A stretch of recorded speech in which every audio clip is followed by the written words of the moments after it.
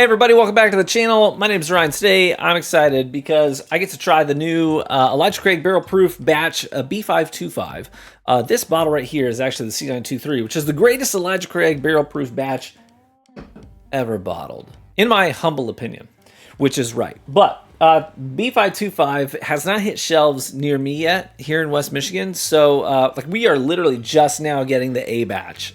Yeah, Michigan kind of sucks for distribution. But anyways, a big shout out to Delicious Dairy, aka Ryan, in our Discord, who hooked me up with a sample from his B525 bottle. And that's what I've got right here today. Batch A was so thoroughly unimpressive to me that I decided to forego making a video on it because I was like, if I'm not going to say anything good, maybe I just don't. I don't know. I was sort of in a mood that day where I was like, if I'm not going to make content that I'm excited about, then I'm not going to make it. Does that make sense? But I have not tried B525 yet, but I've heard good things. So hopefully I like it, but if I don't, I don't. The stats on this are that it's 11 and a half years old, which for a lot of us, the age kind of matters on these Elijah Craig Barrel Proof batches because sometimes you get like 9 years, sometimes you get 10 year. The C923 came in at a whopping 13 years and 7 months, over 13 and a half years old, which is crazy for at the time this was a $65 bottle. Are you kidding me? It's like the best. This is literally the best deal there ever was in bourbon if you got it, because it's an insane deal. I mean, 13 and a half year old Kentucky Heritage Distiller bourbon at casks at barrel proof nowadays goes for what, 150, sometimes $200. So that's kind of sick that I got this bottle for $65. Craziness. Anyways, B525. Here we are. Let's see, because I feel like every Elijah Craig Barrel Proof that's come out since gets compared back to this bottle, for better or worse. But they set a new all-time high standard here. Let's get in here and nose this thing. Well, I can already tell you the nose alone is more impressive than the A batch was. There are some things that A batch never gave me that I really like out of the Barrel Proof Elijah Craig bottles, and that is those sweet tobacco notes. That's one of my favorite things I ever get from these bottles. I did not get any of that on the A batch, and it's back on B. I get, very first thing I get is that fragrant sweet tobacco, like you're sitting next to your grandpa. He's put some some dry tobacco leaves into his pipe, and he's lit it up while he's sitting in his leather chair, and he leans forward to tell you a story in between taking draws from the pipe. That's kind of where I'm at with this on the nose already. I'm also getting a little bit of black licorice, a little bit of anise here on the nose as well. Do I have it down here? I think it's still upstairs. I have a full, like a full kit. It's like a plastic box with slide out drawers, okay? And in each of those drawers, I have dehydrated herbs and spices of various kinds because I like to do smoked cocktails for my friends when they come over. And I like to let them mix and match, right? Put that out on the counter. I'm like, pick what you want. Whether you want dried, dehydrated orange peel, or if you want cinnamon, if you want clove, if you want anise. I've got dried dehydrated anise in there as well. This to me is like I just opened up the anise drawer. I get a whiff of that, which I love that note. I also get a hint of like, it makes me think of crackling birch logs. And you may be like, dude, that's a little too specific. Hear me out. I have 3 adult river birch trees in my backyard.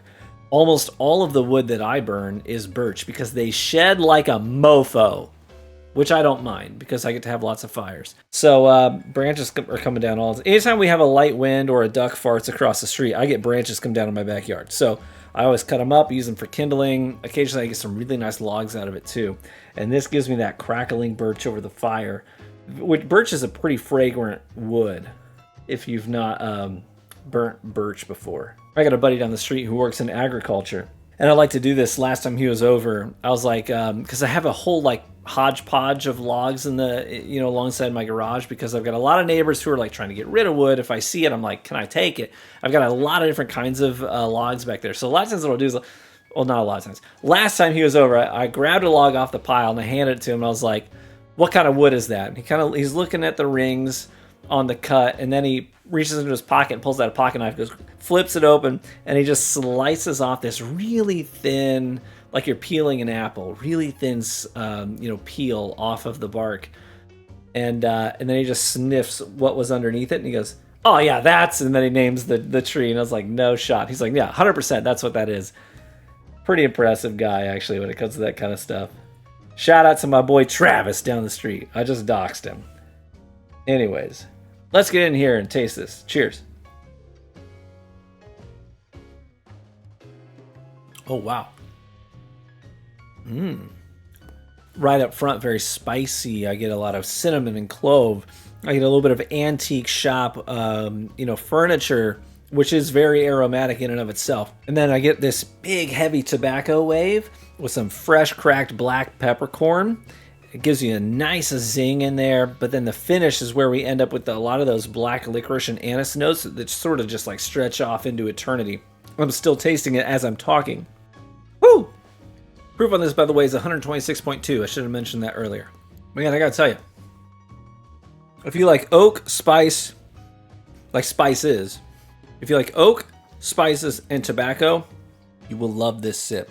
It actually reminds me a lot of, let me just grab it, of this right here. Last time I was at Heaven Hill, they had the hand grenades out. If you've ever been to the distillery, sometimes, like every morning, they put something out. That particular day, they did the hand grenades, which are these Elijah Craig, like mini samples, but they're single barrel and 125 proof. Okay, so it kind of helps you as a whiskey enthusiast understand what individual barrels can bring to a blend, to a batch, because these are batched, right? Elijah Craig Barrel Proof. The hand grenades are single barrel, 125 proof. So you get like this high proof point, and you get to see what just one individual barrel can bring to a batch.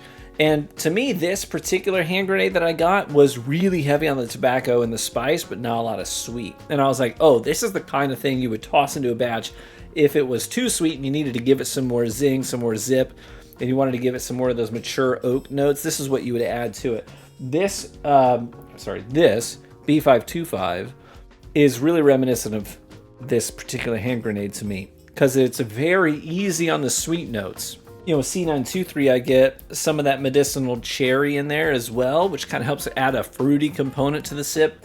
I'm not getting much of the fruity component on B525, but I'm getting more of the tobacco. So it really just depends on what you like. But overall, this has a lot of character.